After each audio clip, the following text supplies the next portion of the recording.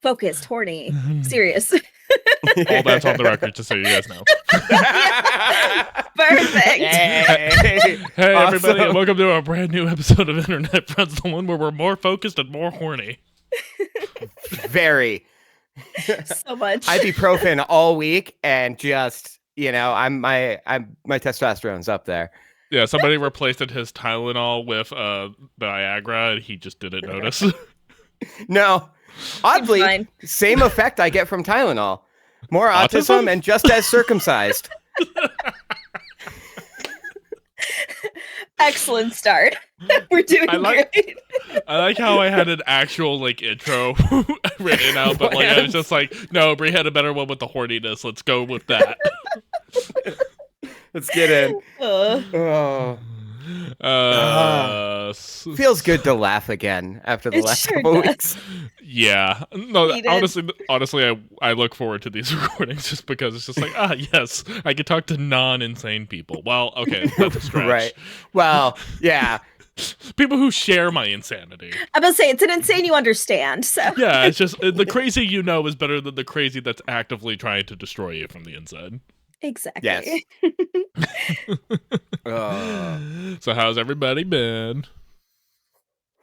Fine. Tired. Surviving. So fucking tired. Yeah. No, we're now in the nights getting earlier and earlier, and the mornings are coming later and later. So that's always great for my seasonal depression, which is just regular depression. I just have an excuse. More or less, I can blame it on something that I have no control over. How dare you, seasons? This is your fault, not mine. How dare you, the access of the world as it's rotating. Yeah. Yeah. So anyways, we had a homework assignment, and that homework assignment was assigned by me, and we played the game Silksong. So I guess I'm going to start out by asking, how many times did you guys die? I was supposed to count? Fuck. Same as Eric Connor, because a lot. So many. I wish this game did have the Cuphead style counter that tells you every time you've died, because that's fun. I have to imagine there's something in the pause menu somewhere where you can actually look at it. We're going to talk a little bit about it later, but actually in Breath of the Wild, there actually is a function in the map that actually shows you your entire playthrough and shows you everywhere you went, as you were walking on the map. So it actually does a dive and shows you every time you died. Oh, interesting. I love that. Silksong is a song that was actually is a song. Anyways, it's a limerick. It's a game that came out recently. It's a sequel to the game Hollow Knight, which was a very big indie classic that released a few years back, and it was getting a lot of buzz on the internet, so I kind of wanted to play it. It has a lot of elements of games I do like, and it has a lot of elements of games I don't like. And it seems like a lot of the don't likes ended up in this for me, to say the least. I can see that. Specifically, there's elements of Metroidvanias, which is primarily what this is, which I really, really like. Specifically, kind of the exploration element, the, progression element of as you go, you collect things that allow you to get to places you couldn't go before, do combat and everything a little bit differently, stuff like that. And normally I like the narrative structure of Metroidvanias, but specifically the Souls-like nature. Really, I've discovered that I'm just not a Souls-like person. I've known that for years, that I'm not a Souls person. And I didn't know anything about this game. I didn't know anything about Hollow Knight. I just knew hard, beloved. Like me on a Thursday night, but heyo, living up to that horniness. Let's keep it up.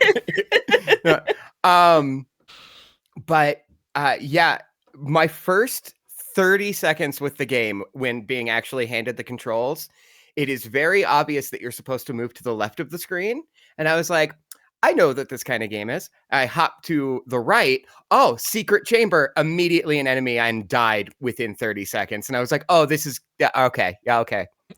All right.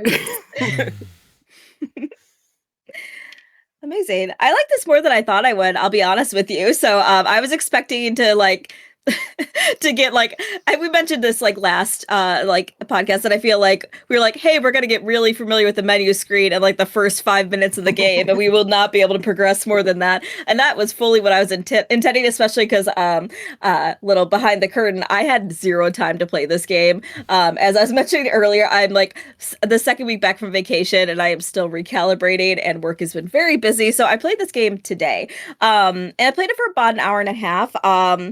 And I feel like I kind of get it. I get it more than I get like the Elden Ring, things like that. I'm just like, this seems like a lot not easier, but like a maybe more palatable version of this, where like I still the aesthetic is fucking beautiful. This game is gorgeous. Yep. So I'm like, I think you could fall in love with that alone. And I feel like I really like how the gameplay is very intuitive. I feel like there's not a lot of hand holding. They're kind of like, hey, these are the mechanics. This is the basic story. I didn't feel like I was lacking anything by not playing Hollow Knight or knowing like the deep lore. And I'm sure there's probably more context I could have there, but like I feel like it's like, hey, you got captured. You want to find out who these people are?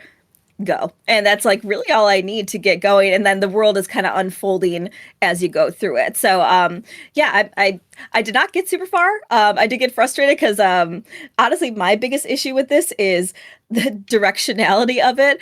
I never knew where the fuck I was in this game. And in fact, what kept happening to me is that I kept dropping all the way to the first area in the game. And that happened to me 3 times in a row. And I said, I think I'm done for today.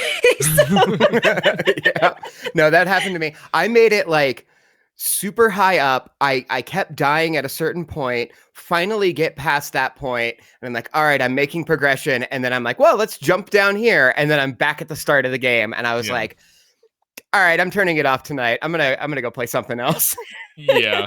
No, that's definitely where specifically the Souls-like aspects and the Metroidvania aspects were like intersecting for me, which typically in Metroidvania is like, you know, that difficulty really kind of stems from how forgiving your checkpoints and progression is. Because in some Metroidvanias, it is one of those things like once you get past like specific areas, it's just like they're more forgiving about like if you failed, like not sending you all the way back to like what this game does, whatever your last checkpoint was that you rested at. It's just like, okay, we're gonna more or less put you on the same spot in the map, and like you have to kind of go for that. So again, that's a Souls-like element that's kind of ruining a Metroidvania element for me. And I see that. There was one point when, to the getting lost, I found a place where I could rest, and I was like, oh good, I can saved, walk a little farther, and I'm like, wait, fuck, I've been here before, and I just erased a bunch of like progress. Right, because now all the enemies that you previously like cleared out are back. Yeah, and it was right before a spot that I had a really hard time clearing out. Yeah, and that kind of goes to a kind of question is like, how okay are we with difficulty for the sake of difficulty? Because we played Crash Bandicoot a few weeks back, and that game... Great game. Only one here who likes it. Arguably. Sure. I guess you could say that. I would use the word influential more than anything else. But so with that game, you know, it's very much the mechanics are the mechanics and everything is designed around the mechanics. This game is more or less based on progression because like you do unlock things and build momentum, and like there is a point where like I'm sure, because there's other games like this where like you have enough abilities to where it gets a lot easier going through some of these things, especially stuff that maybe you previously experienced, because now you have stronger attacks, a double jump feature, a dash feature, like things that I didn't get in this game, because I ran into a boss at run point where I was just like, I clearly don't have the things I need to beat this boss, because there's just no way with how fast he is, there's no way to dodge any of his attacks, and like he kills me in 2 hits. I clearly do not have what I need to beat this boss. Yeah. But yeah, so the game creates that artificial difficulty by basically punishing you really harshly for dying. Yeah. Well, and then you gotta, if you even want to explore, you've got to go back to where you died to get your loot. And so there's that. Going to your original question, I have a very low tolerance for difficulty in games. I I play them to enjoy them, and I'm an easy mode enthusiast. Cuphead is the only game that is purposely difficult that I got really far in. But there were so many other things about the game that I enjoyed, the art style, the music, that it made me keep going because I wanted to see what was next. And Souls-like games don't do that for me. This game didn't do that for me. I felt like after an hour, I was like, all right, I pretty much get it. I love the art style, but I get what's here. And then also to upgrading abilities, you get that like sword that lets you cut through the spider webs at one point. And I'm like, oh, cool. I can go through this one area I found earlier. Did that immediately a boss that I couldn't beat. And I was like, well, shit. Okay. Yeah, I spent a lot of time on that boss. Oh, I bet. Like, it's hard. Probably an hour of my 5-hour playtime was on that boss.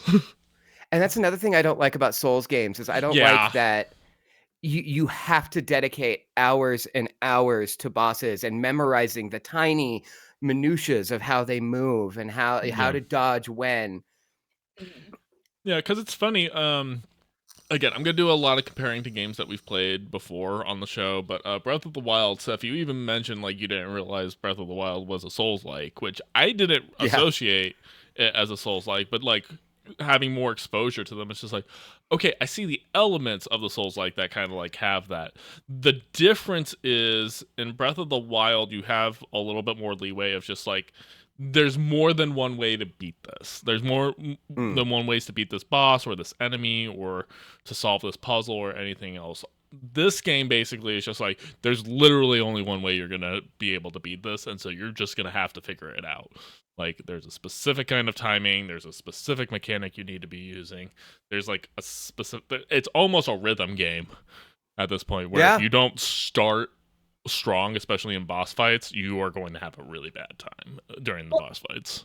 I think that speaks to like something like I have to be as silly as this might sound. I have to be in a decent headspace to enjoy a game like this because I feel like the more my anxiety ramps up, the more I just like I'm making stupid mistakes where I'm just like I'm too ahead of the timing. I'm a little too slow, and then I just like get hit 3 times in a row, and I'm just like, okay, I'm a little amped up right now. I need to not play this at the moment. So, which I feel like kept happening when we were talking about checkpoints earlier. I feel like there's this part really early on in the game. And I will say I give credit to the game because I feel like it introduces enemies and their fighting styles very progressively. So it's just like, it'll show you an enemy, you get an idea of how they fight, awesome. And then you get to see them a little more in action. And then they show a different enemy and then they have the enemies together. So, okay, I get an idea of how I'm supposed to fight these things. But there's a little section where like you fall into this pit and there's like a series of bugs that come at you for a while. And I died so many times because I was getting really amped up and I would just like miss a timing and then boom, boom, boom, dead. And I'm just like, and that was where I didn't have a checkpoint very close. So I was like, fuck. And then I died like, I don't know. I died right after that because there wasn't a checkpoint, and thankfully, mercifully, the game saved me beating that section because I'm just like, I cannot do this again. Yeah, I cannot do this again. I will quit right now. I had the same reaction to that section. Yeah, same. And that section too, I remember like going through the early section before the moth boss, like the very beginning of the game, and being like, oh, I like how this is clearly going to get more difficult, but it's kind of slowly working you into it. I die a couple times to the moth boss, finish that, and then I'm immediately in the section that we're talking about, and I'm like, oh, this game is fucking hard. Yeah, it just immediately ramps that up. Yeah, like you don't realize it's just like, okay, so good job on the tutorial. Fuck you. Yeah. Yeah. There's kind of... So I kind of touched on like the Metroidvania meaning the Souls-like. Which would you guys consider this more? I consider it more of a Souls-like, personally.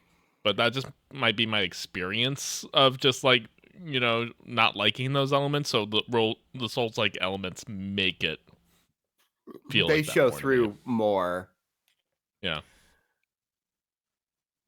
I for me, one aspect of this game that I really loved is the platforming.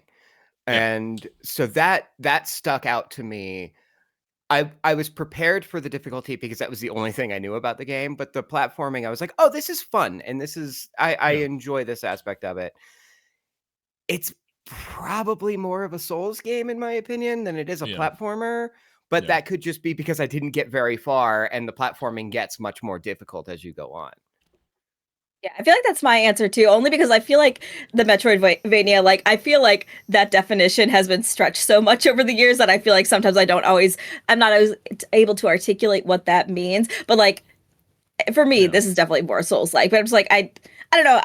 For me, I think the aesthetic sells it a little more than most of those games. Yeah. Like this world is just like very like ethereal and very like the bugs. Yeah. I'm afraid of bugs IRL. These bugs are so stinking cute, especially the fleas. They The are, fleas yeah. with the little mustache and their little caravan.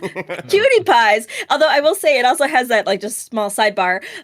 There's such an element of like dread in this because I'm like, as I'm going around and see these cute bugs, I'm also like, oh, and I'm getting some rosaries. And I was like, oh, I have the rosaries here because there's a dead bug here that didn't make his journey. And there's just corpses everywhere. And I'm like, oh, this Yeah. doesn't feel so good anymore. Yeah, it has a very grim, dark aesthetic and story. Yes. And that's actually kind of one of the things about it is that there's the story again, and this is all another element of Souls-like. It's just like it's more implied lore and storytelling than it is direct narrative. Although there is direct narrative and kind of going on, but you kind of forget what the narrative's supposed to be very quickly.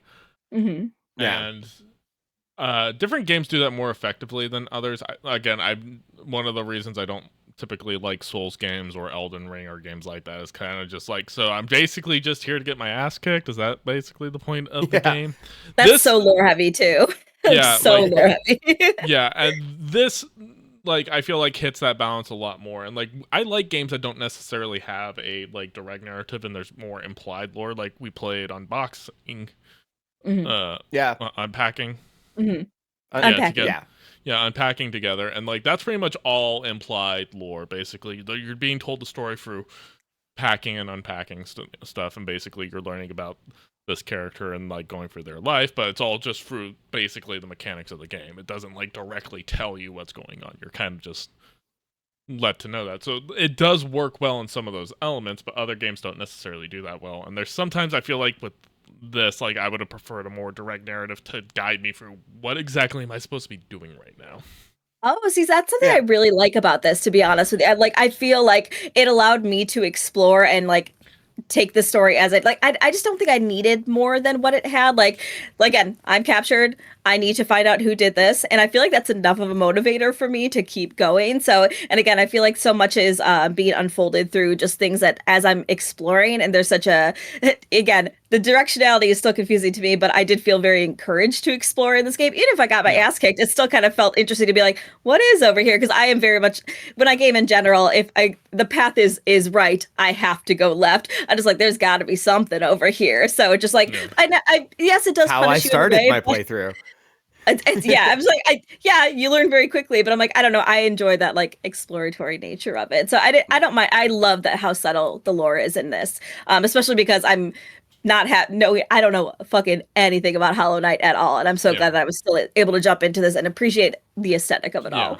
No, and because of again that more implied stuff, it does make it to where like if you didn't play Hollow Knight, you definitely don't have to play this. I didn't play Hollow Knight. I bought it at the same time as I bought this, but I haven't played it. And we'll see if I take the time to go back and play it, but we'll talk a little bit about that later.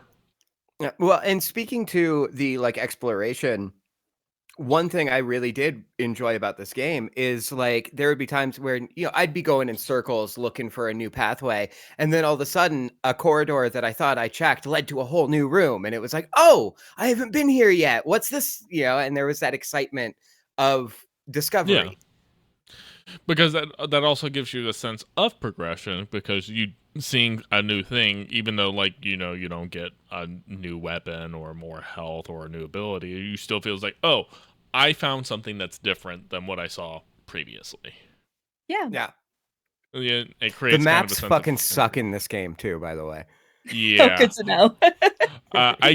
From what I've heard other people talk about Hollow Knight, apparently like trying to play that game like without the maps like was like a horrible experience. So I think they purposely make the maps horrible because it's just like, hey, we want this game to be hard. Yeah. First off, you got to buy the map, and then you open it up and it's just like a rough sketch of the area that you're in with no marker as to where you are. And I'm like, okay, so I have to rely on landmarks for this. But hey, if you want markers, we can buy markers. Yeah, I'm supposed to survive long enough to make more than one purchase at that sing-in guy. Okay. Yep, exactly. Well, no, if you get back to where you died, you get all of your money back. Yeah, and then die again, which was my experience. Although on that note, I really love the characters that are just randomly singing, like, and that is such a fun marker to be like, especially like that did help with like where I knew things were, because I would hear that like distant singing, and it was always just like very beautiful and very had such like a beautiful cadence to it. So like I love those little like random musical beats, and I'm like, oh, that's right, this person's over here. I can open this door and help them get here. So very pleasant. As far as art direction goes, and that includes sound design, music, aesthetic. Oh, great. Like literally just the entire package. Like you can, like, I can see, like, anybody who says just like, I just really love the art of this game, and it's just like, I cannot argue with you. You are correct. It is a beautiful game and adorable. Yeah. Yes. For the most even the environments though, like you like when I'm exploring, like going to a really lush green area where you can kind of stop and see some like distant mountain and some like waterfalls in the background, and then going to the lava and there's just like the kind of fire sprinkler there. Although actually on that note, I think it's kind of funny when games like this have like those leaps of faith, because sometimes it pays off, oftentimes it doesn't. I hopped right into that lava, let me tell you, because I was like, well, surely there's something over here. Is not. It's really funny because I actually felt like I got more of a payoff from all those leaps of faith. There's very few times where I got screwed. There's maybe like 2 or 3 I could think of. There's like one with like I followed into a thing and there was a spike pit, and like that's all that was in there. Yeah, then I did that. And then there was like also like the like following boulders like sections where that happens. I was just like, damn it. I kept forgetting the strings that would release the spikes. Yeah. So I would keep going back through the same area, and then shit, spikes. Fuck. Okay. It happens so quickly too. You're like, oh fuck up. Okay, I'm dead. That's fine. Yeah. Okay. I during the moth battle, I hadn't figured out that circle is heal. I don't know. And so I'm fighting the moth. I stun it before the like second sequence, and it's telling me to bind. Bind. Yeah, bind. And so I run over to the moth and press the button as it unstuns and hits me and cancels the healing motion, the healing animation, and I died. That being able to cancel the healing animation was so brutal, because there's so many times I was like, oh shit, heal, and then like as soon as I hit it, it was just like bam. I'm just like, you motherfucker. Real quick, speaking about menus, first thing I did was go to the options, and I was like, oh good, they have a controller, like you can change the controller. This will tell me what buttons are. It tells you all of the buttons, even if you haven't unlocked the thing yet. So I jumped into the game being like, oh, I can do this. Why is nothing happening? I'm dead. Nope. Good to know. Oh my goodness. Do you guys think this game would benefit from an easy mode? I know that's a controversial, like, subject, because, I think game developers have a right to create an experience the way that they intended, and sometimes the difficulty is the intended experience. But for a game that, again, there's so much art and love and everything else that went into the game, and the difficulty will turn people off from playing it. That's such a hard question. Yeah. I don't know. I feel like I come from a lens of like, just in general, accessibility is so important to me, and I don't want it to ever like feel like you're not allowed to play something because you're not good enough. I will say, I think.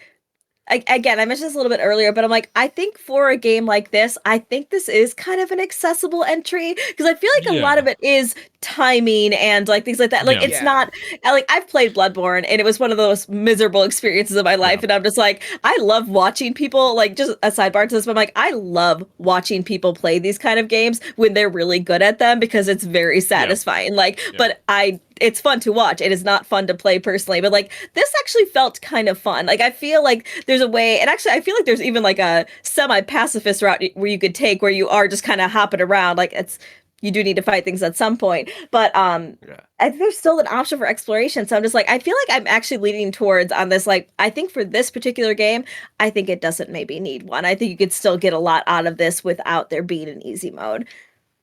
Yeah, I completely agree. I think the difficulty is intentionally part of the design of this game, Yeah. and also the controls, they aren't traditional Souls where like you have to get really fucking good at it. Yeah. Mhm. It's an easy to learn, difficult to master kind of thing. Yeah. Yes. And uh as long as you grasp it, like I was never like frustrated playing the game. There was never Yeah. a point when I wanted to like throw the controller, because Yes. Mhm.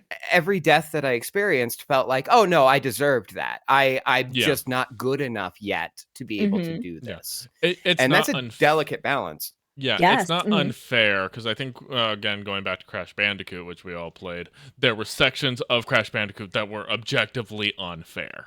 That's a And I great kept thing to bring thinking up. that while playing this was Mhm. like, there were moments in Crash that were just unfair. Yeah, Mhm. like the bosses are beatable, like if you have what you need to beat them, but like it's one of those things where it's just like it's gonna make you earn it. So Yes. yeah, Mhm. I Yeah. would kind of agree with that, and I think part of that is what made this style of game, specifically from the Souls-like element, become so popular. Like Brie, you mentioned watching people play this. Mhm. Elden Ring was like probably one of the most streamed games, which is not common for RPG action single player games. Like most people like watch multiplayer like experiences or something along those lines, but Your specifically Fortnites. watching people, yeah, the Fortnites of the world, the Call of Duties, the Minecrafts of the world, stuff like that. um yeah, watching people who are really good at this is something that a lot of people enjoy because one, it might take people who aren't good at the games, hey, how's everybody going, it allows them to experience the art and the lore and the story and everything else without having that frustration and friction of it. But Mhm. also at the same time there is like the element of like watching people like us crash out trying to Sure. play. Yeah. Yeah. And that can be uh very fun to watch. oh yeah, Mhm. no, like rage quit was a whole entire genre of let's plays back in our day. Yeah. Yeah. And this game definitely got me to rage quit a couple of times. Again, like not because it was being unfair, but just because it's just like, all right, I'm gonna go launch Halo. I need to go play a game that like Yeah. I'm still not amazing at, but I'm good enough at it to feel like it's just like okay, got it. Yeah. I installed this game the day after we recorded the last episode, played 30 minutes, died a bunch, and then finally was like, I'll come back to this. And then I played nothing but Arkham Asylum for the next week, and I didn't pick it up Yeah. until last Sunday. Yeah, no, I was straight up. It's just like, it's like I need to get some Halo in or something, or it's just like I'm gonna go fire up some Mass Effect, or just I need a comfort game that I know how to play and I know I'm Yes. good at. So just kind of remind Yeah. myself, it's just like it's the game, it's not you. It's the game, it's not you. Yes. Mhm. Yeah. Just need that shot to your ego. Of like, no, I don't suck. It's the game that's wrong. But I like think yeah, go ahead. no, absolutely, go ahead. Oh no, I was just gonna kind of repeat what you guys were saying. I'm like, I think that is such a like, because I was having a hard time. I'm like, why do I like this versus like, because again, I've kind of played a little bit of Elden Ring, a little bit of Bloodborne, and I'm just like immediately knew those games were not for me, like for a lot of reasons. But again, I will watch a fucking 14-hour gameplay. It's one of my comfort watches. I will watch people play Elden Ring forever and Bloodborne because it's just like it's fun watching people be really good at this and they'll beat the bosses in like under 2 minutes. That's super satisfying. Not my life at all. And I think I was having a hard time differentiating. I'm like, why is this one?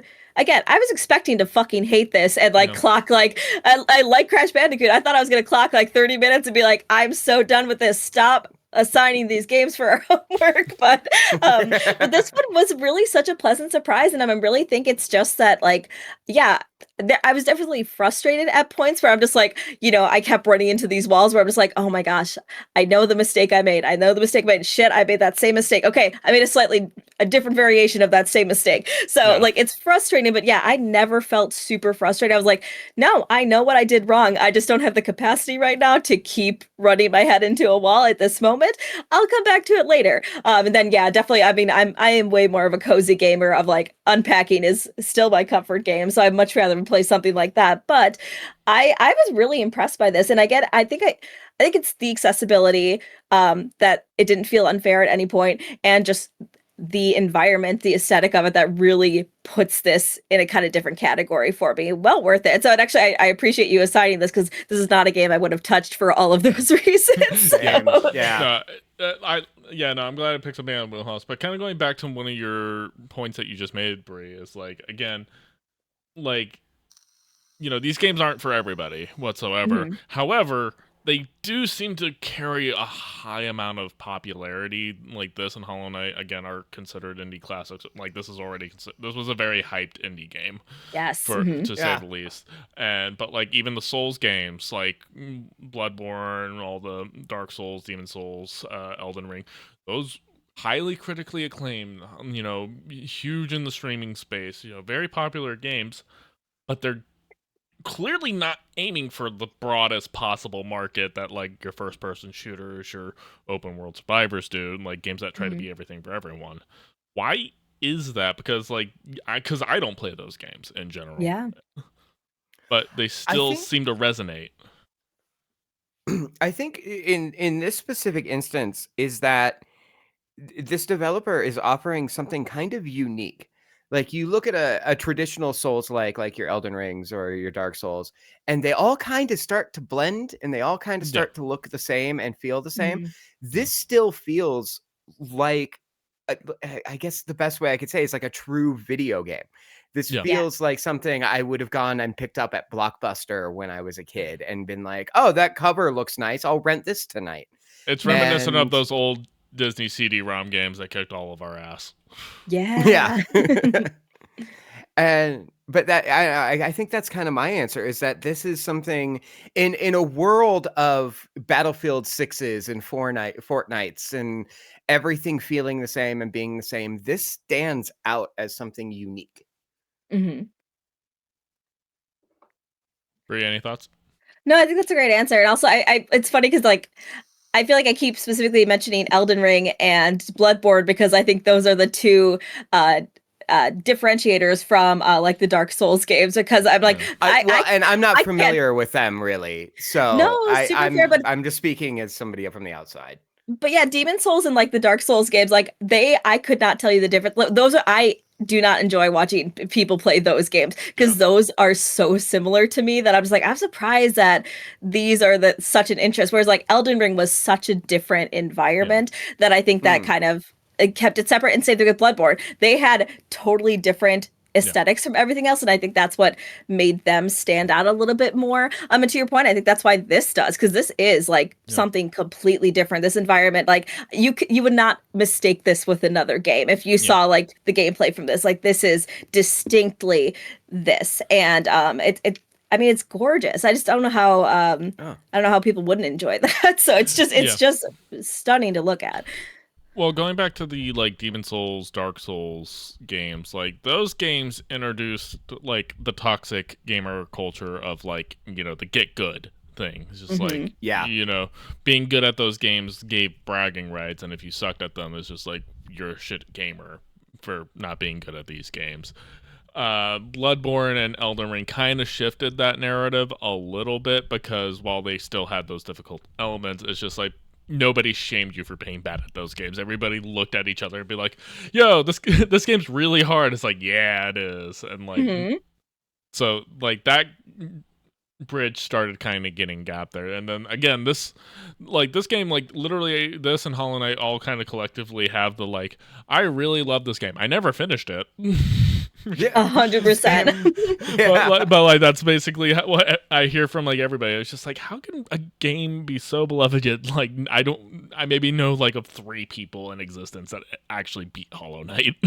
hmm Yeah. But yeah, so that's a very kind of interesting kind of thing going. A couple of other notes I have down here. We already talked about art direction and everything else like that.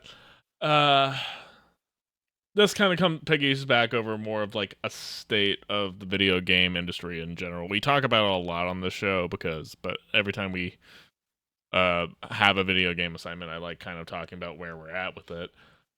This game came out at a very interesting time in the gaming industry. Game Pass. To say the least. Game Pass just raised their subscription costs by 50%. Now, like, it's $30 a month for the highest tier, which is where basically the only stuff that's worth having for Game Pass is. We had handhelds are making more push with the, again, Xbox Ally X has now entered the fray, which it's way too expensive to own, but it's going after that Steam Deck market. Private equity taking over EA in Saudi Arabia is just like, hey, you know how much you hate EA for like doing a bunch of stuff to make money? Well, they've gone private now, but now they're going to do shittier things to make money. Yeah. And, you know, Silksong was kind of the bright spot, being it's just like, hey, here's an indie game for $20 that's beautiful and amazing, and you'll spend a lot of hours playing with it if you really enjoy it enough. Yeah. Yeah. Well, and it's $20, and it is one of the most polished games that I have played in forever. It like I was kind of sitting there, and that was one of the things I was thinking about was like, this is $20. I paid $70 earlier this year to pre-order Silent Hill F, and it's fine. I personally love the game, but it's not as polished as this is. And like, is it worth 4 Silksongs to be able to get a AAA developed game? I don't think so. And Silksong 1 took a long time to develop. Team Cherry is like super small. It's like 6 people.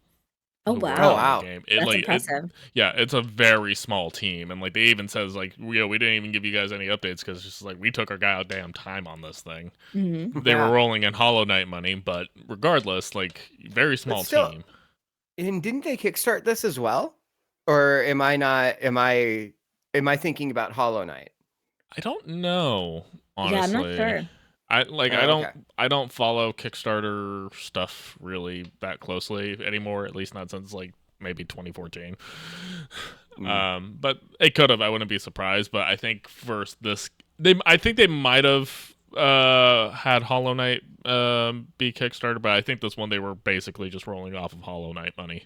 Okay. But yeah, so like it took their time. It's a smaller team, so they don't need to break billions of dollars, and like and kind of going back to like Xbox Game Pass, you know, they took what was the best value in gaming, and now it's just like, dude, just wait for the Steam sales to hit. You can spend literally $100 and you'll have more games in your backlog that you're never going to play anyways. Yes. Yeah. Like now, like I would recommend people just wait for Steam sales now.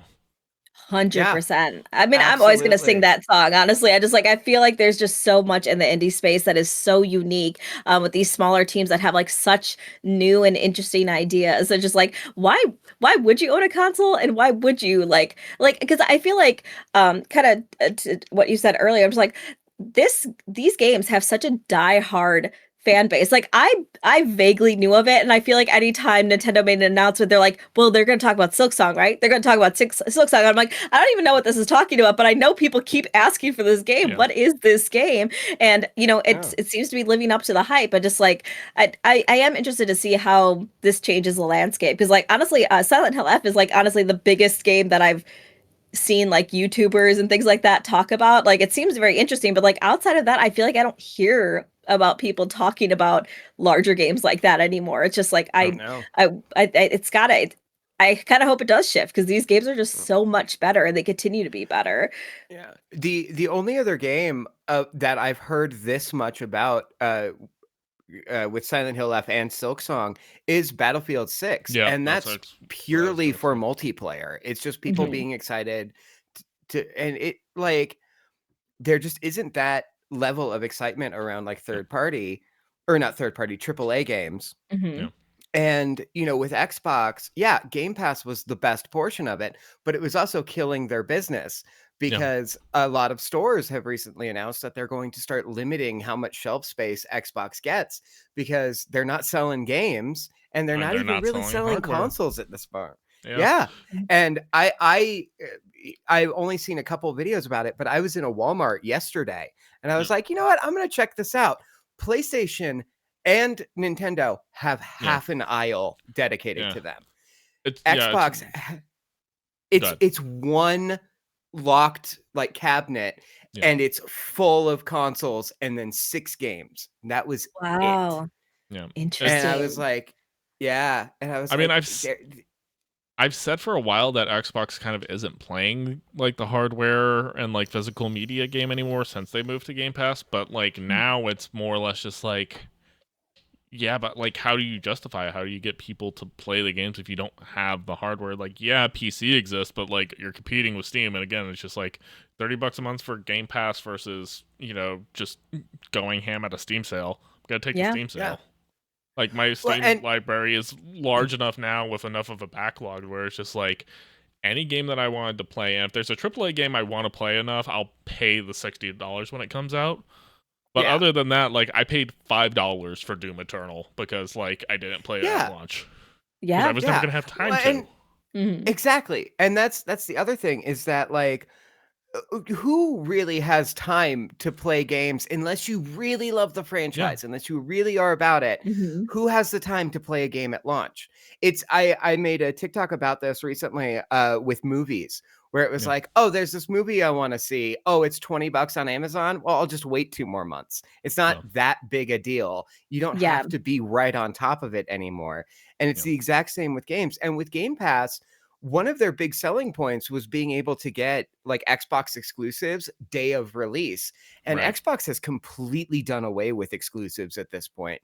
That yeah, Indiana Mm. Jones game that they were pushing so hard last year is now on PlayStation and PC. You can just yep, buy it.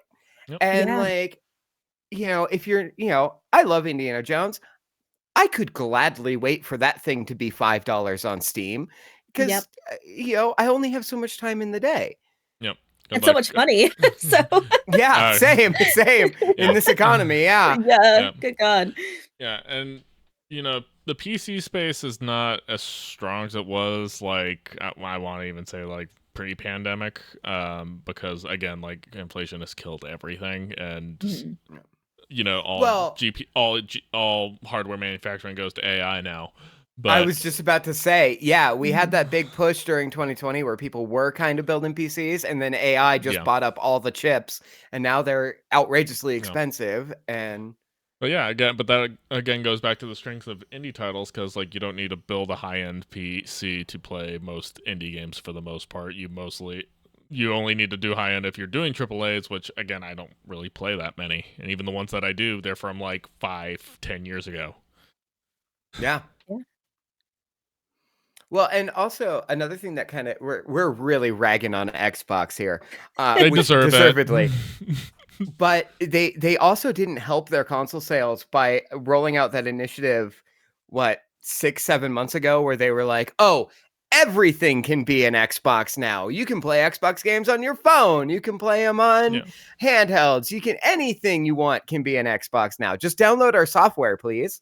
Yeah, I mean they've been moving to that model for a long time, but like they should have at least still pushed like again turning Xbox from necessarily being a hardware but to like a certification. Like, hey, this will run Xbox games. Mm, Like this will run all games that are on Game Pass, no problem. Instead being like play on your phone, it's just like, yeah, you could play Xbox games on your phone, but it's gonna be a degraded experience because you're probably yeah. paying via cloud, so you're gonna have ping and latency issues, and it's not going to be at full render quality or anything else like that.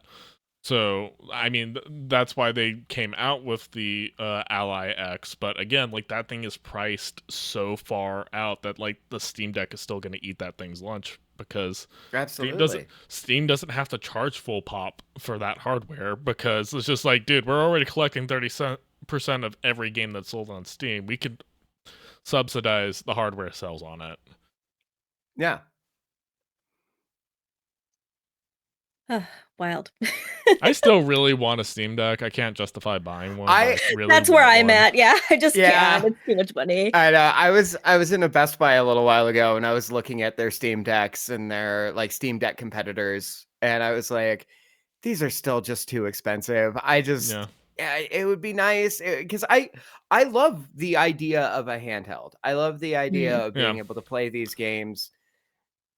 I would love to get Not you on one the because go. I want to be able to recommend more Steam games for for the show. homework. The fact that you're still a filthy console gamer makes it really Ugh. For fun. now. And not even Disgusting. not only that, you're a PlayStation, so I don't even have that to like work off of. Yeah, the only PlayStation handheld plays over the cloud, and you deal with all the issues God. that you just mentioned. God, that was Oh, such a jeez. stupid idea. Who pays for that? I know. Like, I get the VR headset, like the PSVR. I understood. Like, Oh, are we going to start talking about VR now? And what, like, They're a gonna get so mad travesty at us. that was? hey, that's some of the best views we get is when we piss off the Cybertruck and the VR people. True. Yeah, it's okay. So We- PSVR. I'm- certified VR and Cybertruck haters. Yes. All day. Official And stance I of the was show. a big proponent for VR back in like 2013, Okay, 2014. dude, when the Oculus was announced, you were all for it. As soon as Facebook bought it, you were basically just like, and it's dead. No, I held on hope for a minute because at the time they hadn't ruined Instagram yet, and I was like, Yeah, all but right, maybe they'll just let it be. I could see the light behind your eyes fading though. When you What were just really like, did- maybe this. Hey, like they're gonna have Facebook money behind it. And I'm just like, Different era. What really? Yeah. What really did it was that I almost bought a developer kit for the Oculus because you didn't have to be a developer to buy it before they were purchased by Facebook, and it was like $200 could run just on like a regular MacBook Pro. And then they go to market with it. And the original iteration, for people who don't remember, of Oculus was like $650, and you needed a top of the line PC to run it. And I was like, Good oh, God. fuck this. Fuck all of this. yeah. And that's the other what- thing with PSVR is like, okay, especially the PlayStation 4 version of it, because when the PlayStation 4 version of it came out, it's like, I can get a PS4 for $300. Why am I going to then pay $500 for the VR headset? That just doesn't make sense. And it's like, to play VR games on the PS5, it's $500 for the baseline PS5. And I think it's actually $550 now Yeah, because they raised prices. And the headset's an additional $500. Why do I got to spend $1,000 to play games that will probably make me motion sick after 20 minutes? That's an excellent point. Who has that kind of money? Like, I know I keep like Right? in this economy, but like genuinely in this economy, who can fucking afford these things? Yeah. Who's using them? Well, it's I guess so no much- one. Well, like it's also so much of like again, like, and you know, not to bash number go up capitalism for the millionth time on the show, but like it is just so insane. Like everyone forgot about the fact if you want this to have mass appeal, you have to make it accessible to the masses. People actually have to be able to afford this shit. When you keep pricing people out of the market, you can't be surprised when it doesn't sell well and doesn't like. VR just has way too much friction to it. That's why it never caught on. Yeah. When the whole idea of cryptocurrency is just like, well, when you're charging $100,000 for one piece of cryptocurrency, it's just like, yeah, that's an investment. That's not actual currency. No, you're just scamming the next person. Yeah, like everything is just more or less kind of like a bubble, and it's just like, yeah, like companies need to understand it's just like accessibility is more than just like how easy it is for people. It's also the people's just ability to afford it. Silksong is an easy game to recommend because it's like it's $20 fucking. Yes. Yeah. It's just like skip 2 like coffee house trips a week and you can afford that game. Yeah. No, and my analogy of like, this is a game that I would have seen the cover of at Blockbuster and been like, oh, okay, I'll try this. That I lost my point while I was talking. I'll get it. Hold on. I will get it. I'm manifesting. It's $20. Yeah, thank you. It's for $20, that's not that bad to just be like, okay, I'll try it. Yeah. Maybe I'll like it. Maybe I'll invest hours into it. Or maybe, and we've talked before about like value versus price. And I don't mind paying $60 for a game if I feel I get $60 back out of that in enjoyment. I played a handful of hours of this. I definitely got my $20 worth. Oh yeah. Yes. And so I don't regret this purchase at all. Yeah. And I can't say that for every game that I've bought over the last 10, 15 years. Yeah. No, and that's fair. And there's been a lot of discussion about other games that have come out, and some of them that are AAA, like high tier titles. Like again, Baldur's Gate 3 is just like, yeah, it was a full pop, like $60, but I also have 400 hours logged on that game. So Yes.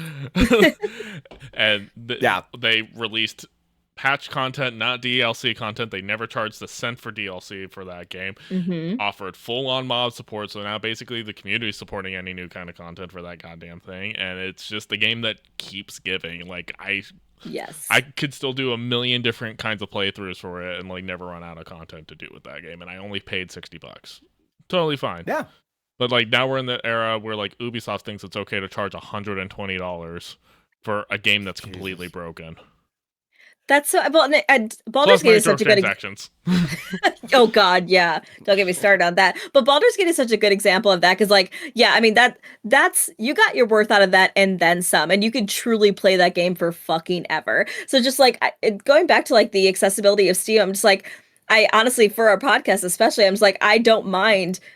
Like this is probably the most we would ever pay for a game on Steam for the most part. Like $20, that's fucking nothing, and I definitely got that out of it. So just like I don't see how anybody else can compete with that. It's just like I really hope we are seeing more of this because it just buying a fucking headset for what $1,200 out the gate for like that's something that none of my friends have, nobody I know has, so I'm just playing it by myself like for fucking what? Like it's got to catch up at some point. Like that bubble's got to burst. Like there's just not in this in this economy, it's not happening. So and that's the frustrating thing. Is just like it's it's so obvious how to fix it, and yet the companies continue not to do it because they're just like we can, number go up, shareholder value, whatever is here. It's just like, dude, just sell the games cheaper. Stop putting in crappy microtransactions. Like subsidize your hardware, make it where people can actually play these things, and you'll rake in the money because you'll actually have the sales to justify it, and it will be stable. Like you might not be min-maxing your profits, but like you'll at least have a stable market. Well, and also you have developers like Rocksteady, who I read a thing earlier this week. I watched a TikTok. I can't read. That was like, we don't feel like it would be beneficial to us to charge over $100 for GTA 6. And I that's agree the game with that. and that's the people who are like the industry's like praying that they charge like $120 because that will legitimize the price point. It sets the bar that everybody now has to reach, and so now there's that new like threshold for it. Yeah, and you have Nintendo already trying to sneak into that space with the newest Pokemon game, where it's $70 for the game, and then a $30 DLC that unlocks some of the Mega Evolutions for the Pokemon that they're advertising as being part of the game. Yeah. And then you have to pay an additional $20 for the online content, because if you want to unlock everything and get all of the Mega Evolutions, you've got to play ranked. And so that's an over $100 purchase just in a Pokemon game. Yeah. That's such bullshit. And Pokemon can barely justify being a $60 game, let alone a $120 game. I was just gonna say that. I'm just like, I loved like the last iteration of Pokemon, but I'm like, I do think I spent too much money on that game because it looked like fucking ass. Yeah. Like Nintendo, I really hope that we're getting to a point where people stop like dick riding corporations so hard. Yeah. Nintendo doesn't give a fuck about you. And I love Pokemon. I will love Pokemon to the day I die, but I'm not gonna fucking buy the new game because the last one was not fucking worth it. Like big land but no, like sorry, like, not to derail what you were saying. Yeah, but at least again, apples to oranges with Steam, because Steam's just a marketplace. They're not like the people developing the games, at least Sure. not anymore. Uh, like, Hey, we again, got Half-Life Alyx, what, 6 years ago? again, going back to the VR problem. Anyways, Yeah.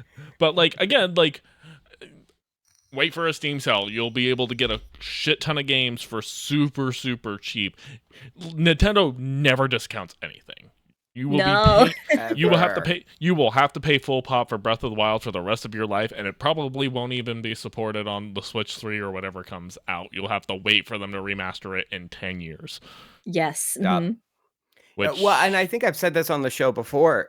When I bought my Switch like 3 years into the Switch's lifespan, Yeah. with the intent of like, oh, good, I'll be able to experience all of these Nintendo franchises and they'll be cheaper than when I bought them at launch. Clearly, because that's how the gaming industry works. And then I walked into Target and was like, oh, fuck. Oh, shit, no. Okay, well, I guess I'm not going to be experiencing Nintendo's franchises. Yeah. Yep. Not worth it. And they're also the most litigious when it comes to ROMs and their copyright and everything else. It's just like, dude, come on, just like put it on sale for like $30. Come on. Mm-hmm. Like if Yeah. they didn't buy it at full pop, like it's already made its sales record numbers, it's run its awards, all that kind of stuff. Like you'll bring in more revenue if you just make it cheaper. Come on. There's no reason why a re-release of the Mario Galaxy games from the Wii era should still be priced at $60-$70 in the modern age. You know, Absolutely. put that out Ridiculous. with the player's choice bandage on it and charge $20. Yeah, like I realized that you know somebody had to code that to work on modern controls and consoles and everything else. Don't get me wrong, I understand there's an expense to it, but like it's not like you completely released a game from scratch. Yeah. Mm-hmm. And especially when, you know, even when you buy the cart, which they're still using carts, you buy the cart and sometimes it's just a key that allows you to download the game. God. You're getting 100% of that purchase. Yeah, Yep. Like, fuck Yeah, off, Nintendo. they are doing some of the shittiest things possible in terms of like practices, and again making sure that again you don't, even if you buy a cart, you don't own it because it's basically just a key for Yeah. online. Just like that's insane. That is, Oh, and if you We'll do let that something we go. don't like, yeah, and if you do something we don't like with your Switch 2, we're gonna permanently block you from being able to access any online content at all. and people wonder why piracy's back. Yep. Yep. It was dead for a reason. You guys could have let it stay dead. Yeah, but you got greedy. You got Mhm. fucking greedy. And now there's 16 different streaming services that I have to bounce Yeah. between so I can watch Silent Hill, a Yeah. bad horror movie. I actually really like Silent Hill. I think it's a really good video game adaptation, but that's a topic for another episode. I was about to say, it's not your homework assignment next. It's Bree's. Bree, what's our next homework assignment? So I'll be so real with you that like I'm just like, oh fuck, I have no idea. And I will say I still kind of have no idea. But I did have like 3 potential options. I will say they're kind of bigger shows, but I have no idea. Here's 3 different options I thought of. I wrote them down as we were kind of riffing at the beginning. So I genuinely until like right now. So what did did we not riff have an about? option. We were just like, Bree hates Calling it thumbs, audible. gotta be horny. So I'm trying to figure out where her headspace is. We're going to at. watch the Scooby-Doo porn parody. We mentioned it last episode. Seth, what did I say about it's Bree's homework assignment, not yours? So I want you all to go on DeviantArt for an hour. Let me know what you find. That's actually It's not just the all worst Yuri. idea. That is not the worst idea. That's a show. It would be a Our show. last show, our final show. Yeah.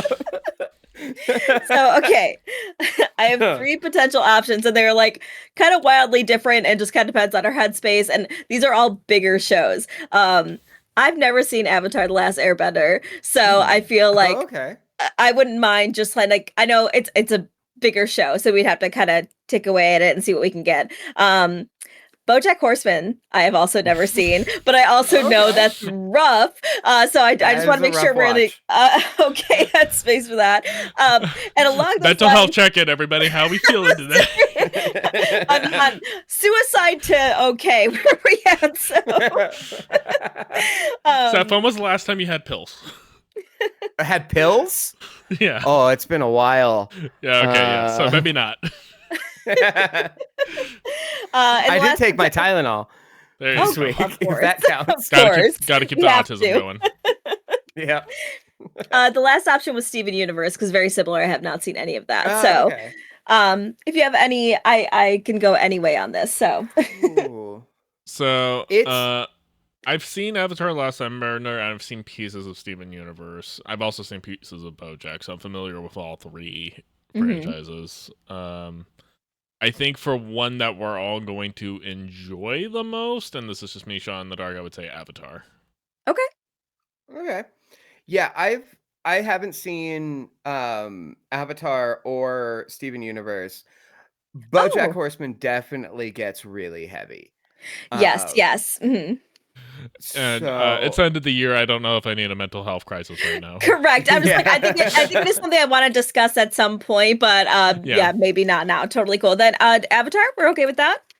Yeah, I I'm would say good so. with Avatar. And just as much as we can get done, because I know it's like, Again, Well. I've seen the whole thing, but so everything will just be. And that's the Blue Cat movie, right? That's See, what you should have done is not made that joke and then come in 2 weeks from now. and then come in and pretend like I watched that instead. Oh, that You would have been gotta- such a better bit. Damn it. that Fuck. would've been so- This is why we work things in the pre-show and the after show. amazing. Anyways, so that's our show. Thank you for joining us for another episode of Internet Friends. I am TCK Media Productions on most platforms. You have that stuff 23 you can find on the Tiki of Takis, hyped up on Tylenol, and you have the Raccoon Loon herself, who you can check out Gamebirds if you love indie titles. I'm waiting for the Silksong episodes. I think you and Els will have a great time talking about it. She's got to get back from Japan, so we're waiting. God damn it, Japan! That's awesome. Yes, I love that Tokyo? for her. She's staying in Shibuya, and I think she's going to a okay. couple other places. So yeah, Osaka. Nice. So Oh, nice. Anyways, that's our show, and we'll see you guys next time.